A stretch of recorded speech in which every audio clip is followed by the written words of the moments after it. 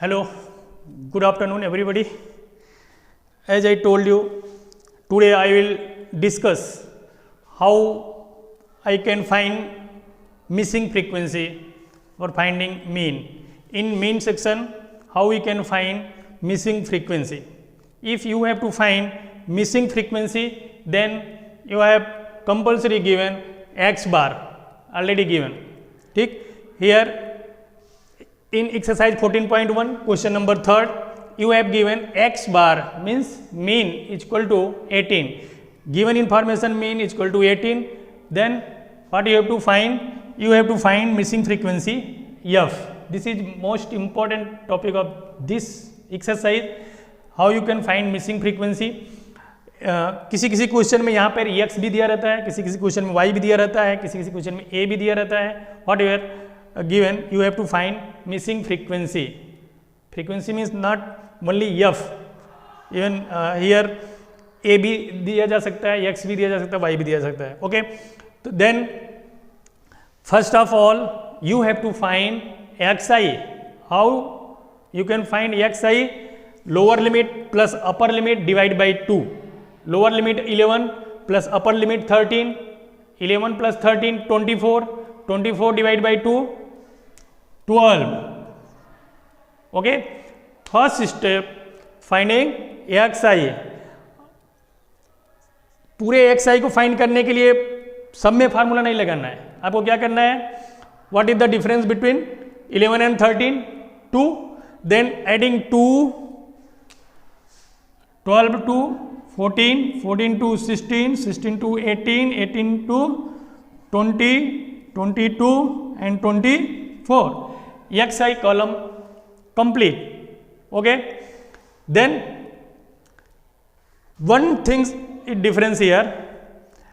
I told you that you can assume any number in xi to a, but here in this question आप किसी को भी ये नहीं मान सकते हो. आपको a सिर्फ उसी को मानना है जो मिसिंग फ्रीक्वेंसी के सामने है. ओके, भले ये मिड में हो या फर्स्ट हो या लास्ट हो, मिसिंग फ्रीक्वेंसी के सामने जो भी xi होगा, जो भी नंबर होगा, उसी को आपको a सपोज करना है. Okay, after assuming any number from xi, you can easily find ui using this formula. ui is equal to xi minus a upon h. This is the method of finding ui, but don't use this method in board examination, because इस फार्मूले को use करके ये column complete करोगे तो आपका time ज़्यादा खर्च होगा. टाइम कम खर्च करने के लिए जिसको आपने a सपोज किया है उसके सामने का ui 0 होगा. ओके, उसके जस्ट ऊपर -1, -2, -3 एंड -4. उसके जस्ट नीचे +1, +2, +3, +4. Okay, this is the simplest method to finding ui, but you have to know how we can find. What is the method of finding ui? You have to know. This is the formula ui is equal to xi minus a upon h, but don't use this formula in examination, saving your time. Then last column fi ui means fi multiply ui. Here is fi multiply by ui. 7 4 ja 28, 6 3 ja 18, 9 2 ja 18, 31 ja 13. f multiply 0 0, 5 multiply 1 5, 4 multiply 2 8. Okay, columns has completed. Now you have to find sigma fi, sigma fi and sigma fi ui. sigma means sum. sigma का मतलब होता है जोड़. किसका जोड़? सारे frequency का सम. यानी कि 7 + 6 13, 13 + 9 22, 22 + 3 25 + 10 35 40 44 प्लस f. देखिए 44 में f को प्लस करना है तो 44 f मत लिखना, 44 प्लस एफ होगा, अगर माइनस करना है तो 44 माइनस एफ होता है, 44 एफ नहीं होता। Here same method, all negative numbers and all positive numbers sum 8 8 8 24 3 27 2 carry 2 2 4 5 6 7 means minus 77 and positive number sum 8 plus 5 13.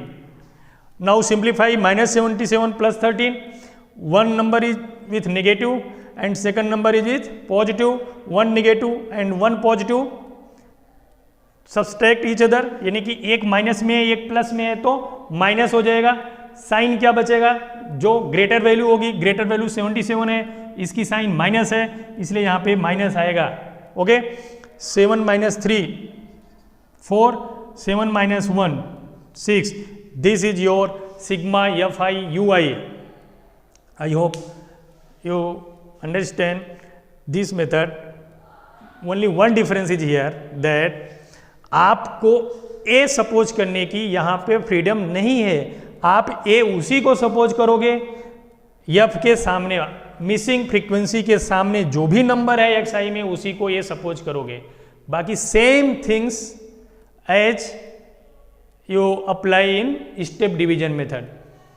Finding x i same method, finding u i same method, finding f I you i same method, finding sigma fi ui same method, finding frequency same method. Okay, now apply the formula of x bar is equal to a plus sigma fi ui upon sigma fi multiply h. Putting all values in this equation, here you have given x bar is equal to 18 and a 20 plus sigma fi ui minus 64 upon sigma fi means 44 plus f, 44 plus f multiply h, h means gapping between 11 and 13, 2 multiply by 2. Okay, 20 इधर आएगा तो minus हो जाएगा, 18 minus 20 equal to 2 से 44 cancel मत करना क्योंकि यहाँ पे प्लस है, ठीक है, तो इसका इसमें मल्टीप्लाई हो जाएगा, 2 4 जा 8 upon 44 plus f, 18 minus 20 minus 2, ध्यान देना 18 माइनस 20 माइनस 2 होगा because greater value is with minus sign, 20 के साथ माइनस साइन है इसलिए यहाँ पे माइनस बचेगा। बड़ी वाली संख्या के पास जो भी साइन होता है वही साइन आंसर में बचता है। Is equal to minus 128 upon 44 plus f, minus minus cancel, now cross multiply, 2 multiply 44 88 plus 2 multiply f 2f is equal to 128. okay, clear? now 88 उस साइड में जाएगा, 2f is equal to 128 minus 88, 2f is equal to 40 and f is equal to 40 divided by 2 means 20. this is your final answer. got it? first of all, once again listen, these informations are given in your paper or in your book. You have also given x bar already given 18, you have to find this missing frequency f. first of all find xi by adding these two numbers divide by 2, 11 plus 13 24, 24 divide by 2 12 and adding 2 complete this column of xi. Why adding 2? because gap between 11 and 13 2, 13 and 15 2. so you find the column of xi and now you have to assume a from xi and here इस जगह पर आप बाध्य हो, आपको compulsory उसी को ये मानना है, उसी को ये सपोज करना है जो मिसिंग फ्रीक्वेंसी के सामने हो। एफ के सामने जो भी नंबर है उसको आपको क्या सपोज कर लेना है, A. Completing X I column, now you have to complete U I formula X I minus A upon H, don't use formula, direct put values of U I A के सामने वाला यू आई 0 होगा, उसके just ऊपर -1, -2, -3, -4, नीचे +1, +2, +3, +4. Okay, last column F I you I, यानी you have to multiply F I with U I. 7 4 जा 28, 6 3 जा 18, 9 2 जा 18, 13 1 जा 13, 0 5 1 जा 5 and 4 2 जा 8. Now one more things, sigma fi and sigma fiui. Sigma fi sum these numbers and at last put the value of, put the f plus f. ठीक, this is sigma fi and adding these minus number and adding these positive numbers. इसको add करेंगे -77, इसको add करेंगे 13, फिर इन दोनों को solve करेंगे, एक माइनस में एक प्लस में है तो माइनस हो जाएगा और साइन बचेगा माइनस, क्योंकि माइनस बड़ा है. Putting all these values in formula x bar equal to a plus sigma f I you i upon sigma f i multiply h. Value of x bar equal to 18, value of a equal to 20, sigma f I you i -64, 44 plus f 2, 20 इधर आएगा minus हो जाएगा, 18 minus 20 -2 and 2 multiply 64 -128 upon 44 plus f. 18 minus 20 करेंगे -2 आएगा, ये minus cancel होगा, फिर cross multiplication करेंगे तो ये इक्वेशन आएगा. यहाँ से एफ की वैल्यू फाइंड करनी है तो 88 को उधर जाना होगा, 88 उधर जाएगा तो माइनस साइन के साथ जाएगा, फिर 128 minus 88 equal to 40, f equal to 40 upon 2, f equal to 20. Now you have to solve 3-4 more question like this. अगर आपके पास ऐसा क्वेश्चन नहीं है तो रेफरेंस बुक में बहुत सारे क्वेश्चन आपको मिलेंगे. आर.डी. शर्मा, आर.एस. अग्रवाल प्रैक्टिस बुक में बहुत सारे मिलेंगे. अगर आपको नहीं मिल रहे हैं, आपके पास प्रैक्टिस बुक नहीं है, तो इसी क्वेश्चन को 2 से 3 बार आप सॉल्व करो, आपको ये मेथड अच्छी तरह से समझ में आ जाएगा. अब हम आपको बताएंगे कि मोड कैसे ज्ञात करते हैं. How you can find the mode of given information, यानी 14.2 में चल रहे हैं. उसके पहले मैं आपसे एक बार फिर कहना चाहता हूं कि एक बार मेरे चैनल को सब्सक्राइब कर दीजिए, लाइक कर दीजिए, जिससे डेली हम जब वीडियो रखें तो आपको नोटिफिकेशन मिल जाए, जिससे आपको ये ना लगे कि सर आज आपने वीडियो नहीं रखा क्या, या आज आप मिस कर दिए क्या. जैसे ही मैं वीडियो अपलोड करूँगा यूट्यूब पर, अगर आपने सब्सक्राइब किया है तो तुरंत आपको नोटिफिकेशन आ जाएगा कि मेरा वीडियो आ गया है. ओके, अब हम आगे करेंगे कि मोड कैसे फाइंड करते हैं. अब आपको ये देखना है कि हमको मोड कैसे फाइंड करना है. Mode easiest topic of this lesson. Mode only you have to learn this formula of mode represented by Z. Z is equal to L plus f1 minus f0 upon 2f1 minus f0 minus f2 multiply h. This is the formula of mode. Okay, this is a given information, you have to find the mode of this information. This is a question of exercise 14.2 question number 1. Okay, here आपको सिर्फ एक चीज देखना है कि इसमें जो frequency है, इसमें नया कॉलम कुछ ऐड नहीं करना है.